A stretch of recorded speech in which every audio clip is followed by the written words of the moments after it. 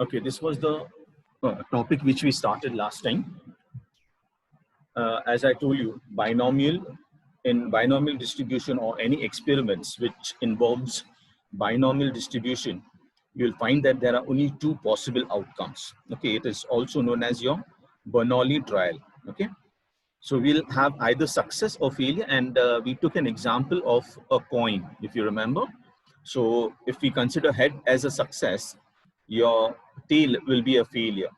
And we also saw the formulas to find the probability of getting our successes in n number of trials. Okay, so let us quickly go through those formulas once again. So as I told you, if we consider an experiment, there are only two possible outcomes in case of binomial distribution, and it's also known as your Bernoulli trial. Okay, we have taken two probability here, P for success and Q for failure. And as you know, the total of the probability will always be equal to 1. So P plus Q is written as equal to 1. Now, if this experiment, the binomial, or you can say the Bernoulli trial, if we conduct this experiment for n number of times, okay, so what will be the probability that I'll get head if I'm using a coin, or the outcome will be a success outcome. So for that, there is a formula for PR. If you see, you can note down this formula if you have not attended the previous session. So we can write PR equal to, you have NCR, this is your combination formula. If you remember the combination formula, we can replace NCR with that formula, which is equal to n factorial divided by r factorial into bracket n minus r factorial. If you remember that, please remember all these formulas by heart. Multiplied by your probability p raised to r and q raised to q to the power n minus r. Here the value of r will move from 0 to n. So for all the values of r equal to 0, 1, 2 up to n, we can make use of this formula. One more condition is this, especially when we are doing with binomial distribution, the value of n should not be very large. Okay, if it is very large, then finding out the factorial of n and doing the calculation, it becomes very cryptic. Okay, so binomial distribution will be limited to smaller number of n or n trials. Okay, that's one condition we have to remember. Okay, this is your binomial probability distribution, and it is denoted by B into bracket n, comma P, comma R, where your n and P are called as the parameters of the distribution. Okay. Then we had some notes which you should be aware of. As the first thing is always all the probability, if I sum it up for all the values of R, okay, that will be always equal to 1. So that's one basic formula we should know. Okay. Second is, if I'm using all the probability, then it can be represented. And especially here we have at most R and at least R, both the values. So you can note down both the functions.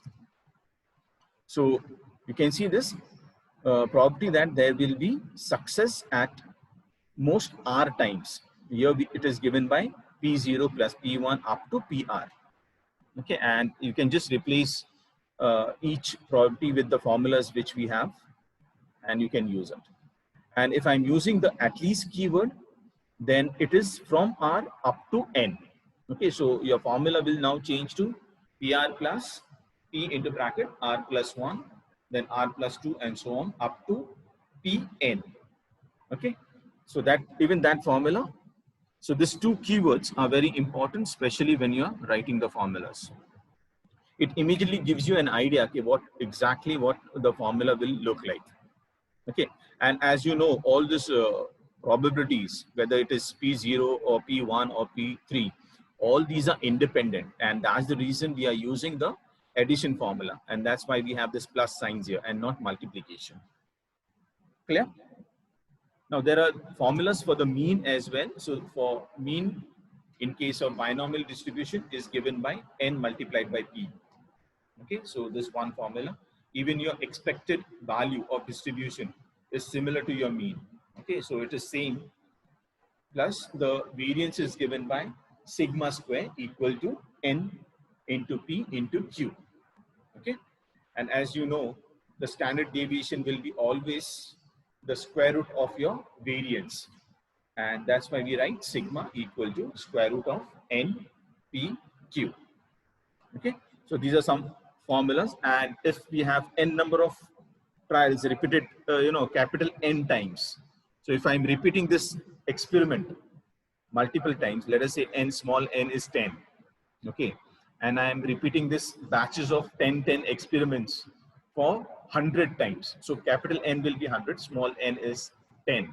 So we need to find the frequency here. So even that formula, if FR is given like this, so if we have a set of n trials, if it is repeated capital N times, then the expected frequency of getting our successes is given like this. Okay, so you have to just multiply n multiplied by PR, and you already know the formula for PR, so you can use that, and the value of R will move from 0 to n. Okay, so these are some basic formulas which you should know regarding your binomial distribution. Now let us take an example for this. So your first example, and I would like you all to just try it out. So here we have 10 unbiased points are tossed simultaneously, and we are supposed to find the probability that exactly 5 heads occur. Second one is at least 8 heads occur, and the third one not more than 3 heads. The fourth one is at least 1 head, and the fifth one, if this experiment or the exercise is carried out 50 times. So this is capital N here. Okay, 50 times. How many times we can get exactly 5 heads? Okay, so exactly 5 heads we have already, we will be finding out in the first question itself, this one. Okay, and for the last one, we are just supposed to multiply the probability of getting 5 heads multiplied by 50. That is going to give me the answer for the last question. Okay, so I want you all to give a try to this one. So start with the first one where exactly 5 heads are possible. And as it is a binomial distribution, and we have only 2 possible outcomes for each tossing of a coin, the value of P and R, okay, we can just write P equal to half or 1 by 2, and Q also equal to 1 by 2. Using these values, okay, I would like you all to find out the first answer, that is exactly 5 heads. That means here R is equal to 5. So use the formula which I gave you before. That is PR for P5, that will be P5, and do the calculation. If you get the answer, you can post it in the chat.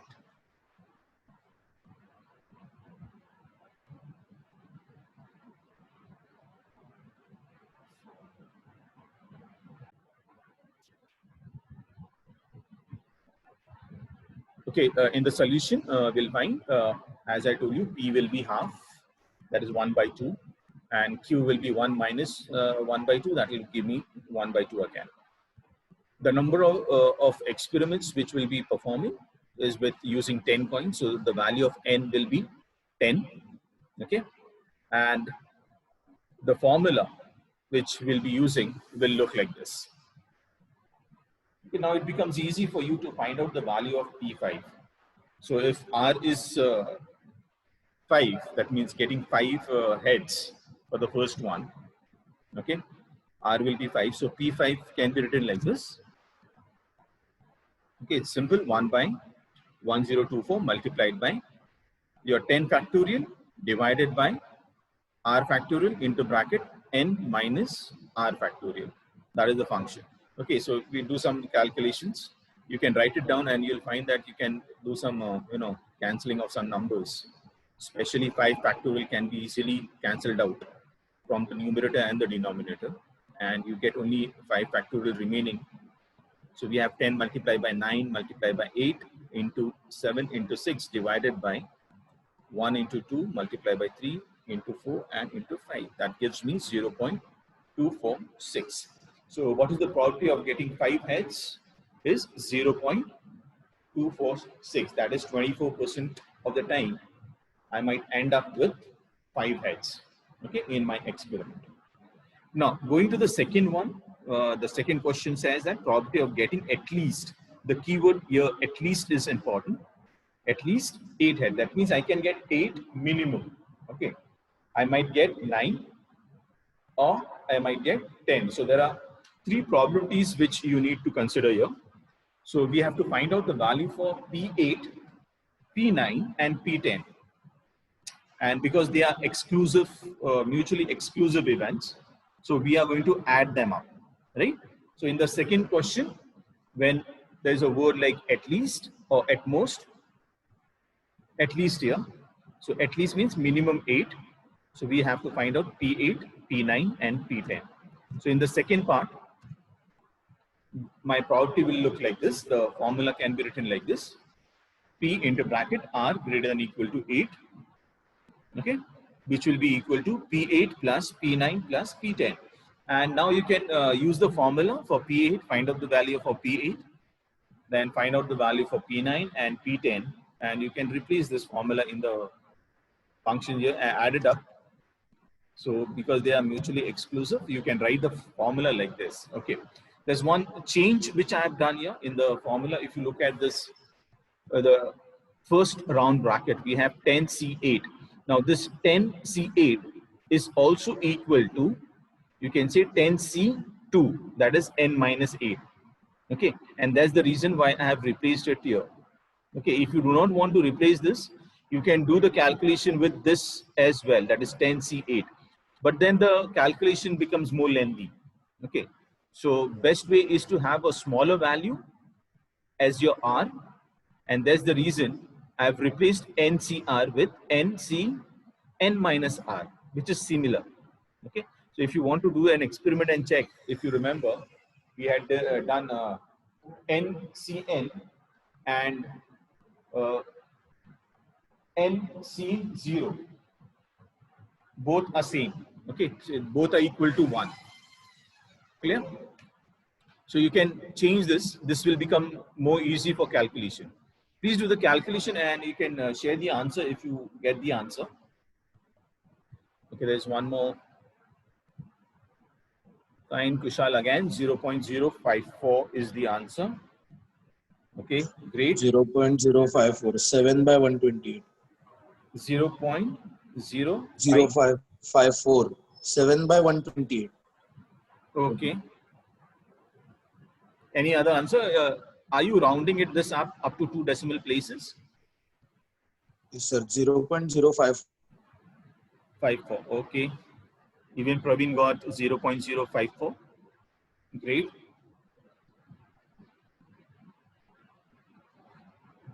Any other? If you have done it. So the answer is right. Actually, the answer is right. Because it is 0.547. Okay. Saurabh has given the answer as 547. That is right.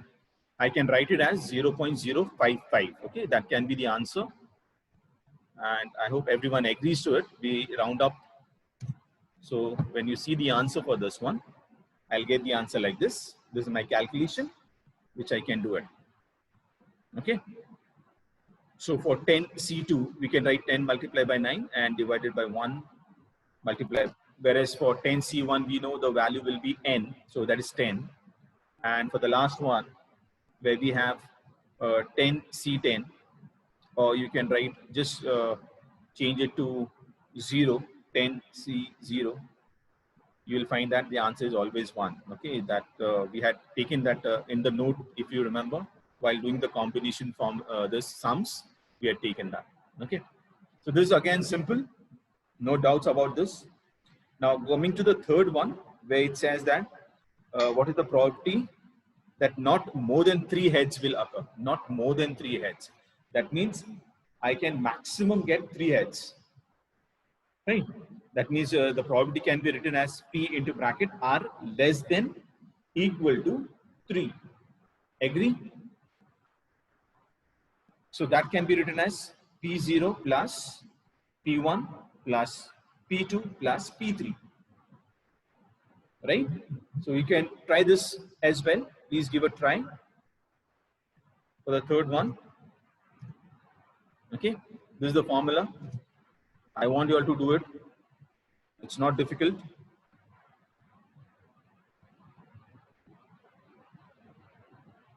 And because if you remember before we started with the first problem, I had reduced the PR function.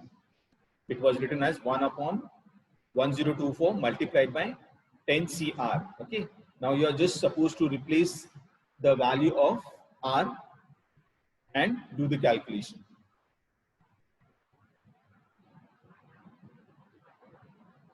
Okay, there's some answer in the chat. Okay, 0.171. Okay. Any other answer? Anyone else?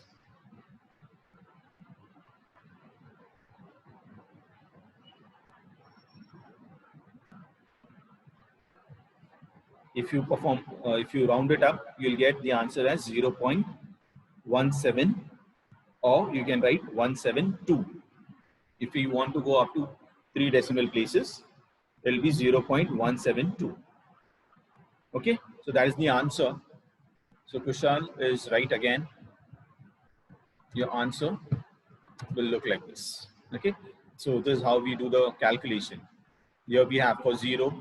Okay, here we need not do the changes because we already have R as a very small value.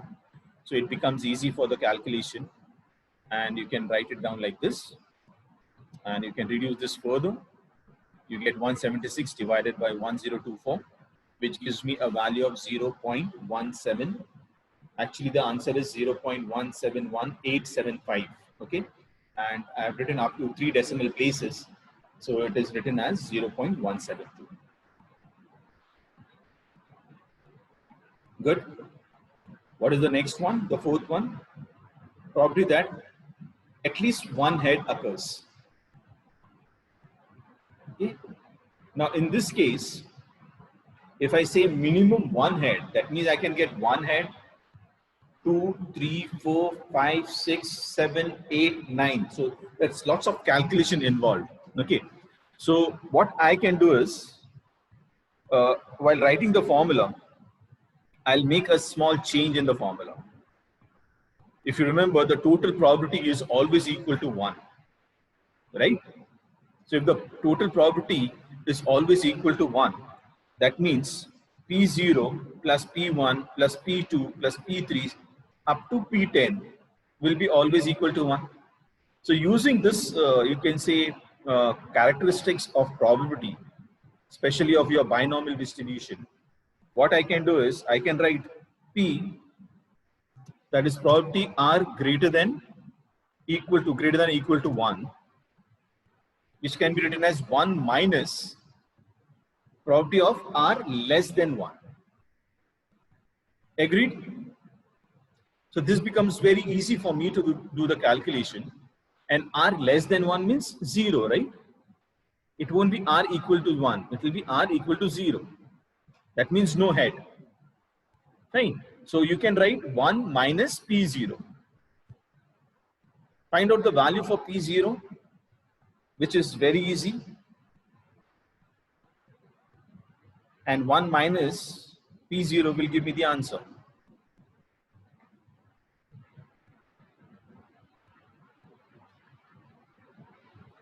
Yes, anyone? Now, please do not, especially in such examples where there are many calculation involved, you can make use of this property of probability. Okay, 1 minus PR less than 1, or something else. Might be here you have greater than equal to 3. So here you can make use of the other function, right?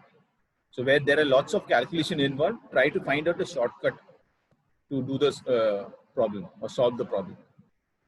Okay, anyone with the answer? Okay, the answer is 0.9. That is the answer. Right, 0.99. So it will be like this, 1 minus, now because we have only 0, R is 0, this will be, 1, right? So this remains unchanged. So 1 minus 1 upon 1024. That is 1023 divided by 1024. Okay, so which gives me 0.999 as the answer. Simple. And the last one is the simplest. The value of capital N is 50, right? And from the first formula for the first question, P5, for P5, we had already found out the value of P5. Okay, so we can use that here for P5 and multiply that by 50, which will give me 12.3. So the frequency is 12, approximately 12, you can see. We are not finding out the probability here. We are finding out the frequency. Okay, so how many times we can get exactly 5 heads? 12 times. In how many total number of experiments? 50. If I do this experiment 50 times. Okay, and each experiment will have 10 coins. So 10 tosses. So the approx value, or you can say the value will be 12.3. You cannot have number of times as 12.3 in decimal, and that's why we have put the value as 12. That's the final answer. Okay, if you have doubts, you can ask me, or we'll take one more type of example based on binomial distribution. And then if time permits, we'll move on to Poisson distribution. Okay, let us take one more example, and this is a bit different. And you might get an example, a problem like this as well. Okay. Now, in this example, we have been given the mean and the variance of the binomial distribution. Okay. So we have 3 and 2 as mean and variance respectively. And we are supposed to find the probability that the variate takes the value as exactly 2 and at most 2. There are only 2 questions here. So to find the solution for this given problem, first of all, if you remember the formula for mean is equal to n multiplied by p. Okay, so we can use that formula, np equal to 3. And for variance, the formula was n multiplied by p multiplied by q. That was the formula for variance. So n into p into q is equal to 2. Now using these 2 formulas, to find out the value of, because we have np and we have npq, I can use npq divided by np, which will give me the value of q. Okay, so find the value of q first, and then you can find out the value of p.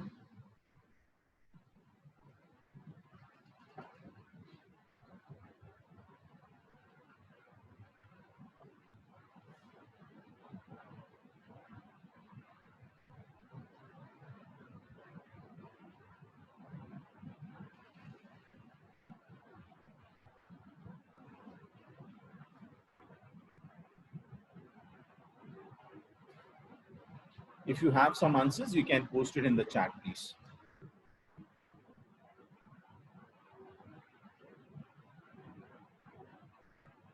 Now, one more thing you'll observe here is that the value of P and Q will not always be 1 by 2. Okay, because it says that it's a binomial distribution, and you'll feel that the value of P and Q should be always 1 by 2. Now, depending on the given problem, in this, especially in this case, if you look at the value of NP, which is coming to 3, and NPQ is 2. So the final answer for Q will be 2 by 3. Okay. And for P will be 1 minus 2 by 3. That will be 1 by 3. So don't keep a mindset where you'll feel that if it is a binomial distribution, the value of P and Q will always remain 1 by 2.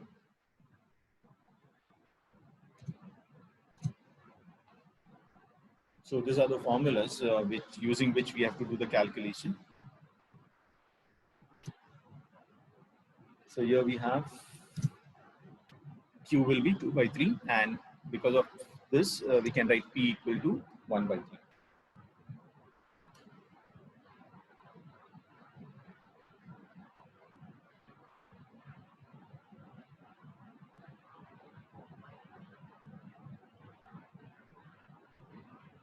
Now, please remember, the outcome will be always true or false. That is success or failure. That's why it is binomial.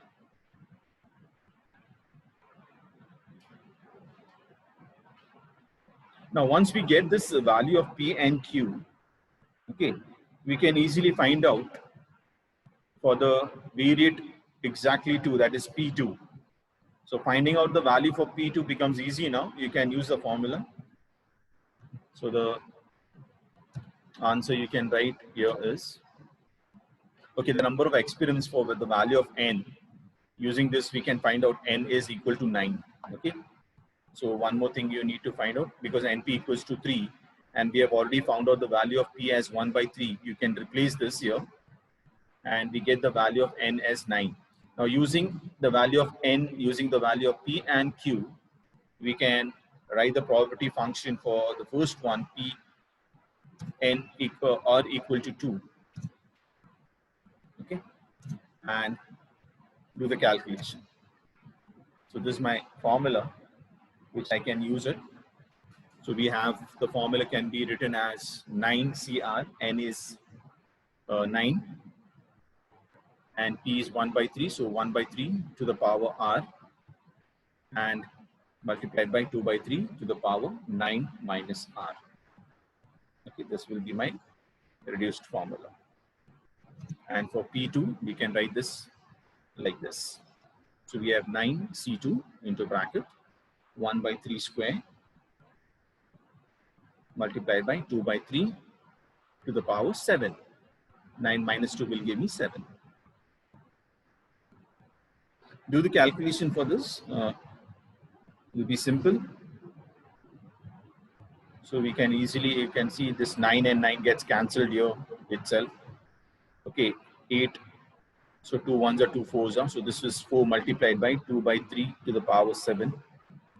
You can do the calculation for this. This is 2 to the power 7 and divided by 3 to the power. Or you can divide the number. 2 divided by 3 is going to give me 0.6666, something like that. And then you can find out to the power 7. Okay, there's some answer here. 0.23. Okay. Right, Kushal? The answer is 0.23. So this is my answer here. Okay, up to 3 decimal places will give me 0.235. That's the answer for the first question. Now, in the second question, they have mentioned at most, the word at most is there, at most 2. That means the maximum value for R will be 2. So we have to find out the probability of for R less than equal to 2, which will be P0 plus P1 plus P2. Okay. So do the calculation for all these 3. And if you can post the answer, please post it.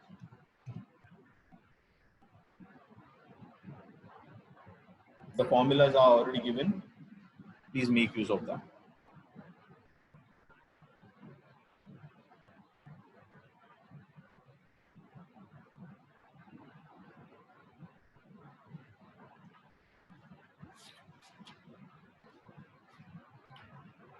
Okay, we have only 4 minutes left. So in this 4 minutes, I don't think so. I should start with Poisson distribution. So next time when we come, we are going to do Poisson distribution. And after that, we have standard normal distribution, which is remaining. And after completing all these 3 distributions, I'll be taking some examples of all the 3 together. And I'll have one concurrent evaluation. So there'll be one test based on all the 3 units. Okay, that will be for 20 marks, which I'm planning. So I'll give you 3 questions. You have to attempt any 2, or might be 4 questions and you have to attempt 2. So that is the plan right now. If I make any changes in my plan, I'll let you know. But see that you start practicing all the 3 units. Okay. Okay, anyone who's come up with the answer? If not, then I'll share it here. Let us go to the, okay, this can be written like this. So we have, for P0, we can have 9 C0 into bracket 1 by 3 to the power 0. This will be always 1. So this is 1, this is 1. We have 2 by 3 to the power 9. Okay, all this calculation can be written like this. As I told you, this will be 1, and even this is 1. So 1 multiplied by 1 remains 1 here. Whereas this will be 9. Okay, so 9 C1 is always 9. That is always equal to n. So n is 9 here. So this is 9 here. 1 by 3 remains as it is. We have not done the calculation to the power. We'll take it together. So we have 1, 2, and 3. This all 3 together. That is 2 by 3. And you can do the calculation. Even here again, we have already done the calculation for this one, if you remember. The 9 gets cancelled. This is, so this will be 4 multiplied by 2 divided by 3 to the power 7. Okay. Now this you can take out 2 by 3 to the power 7, and you can do the calculation for the remaining. You get it like this. The answer, the final answer is coming to 0.378. Okay, that is the answer for the second question, where the variate takes the value at least or at most 2. Fine. I hope you're doing the calculations and then trying it out and checking out, because see, it is like mathematics, and the more you practice, the more confident you'll get to solve such problems. So we'll stop here today. And if you have any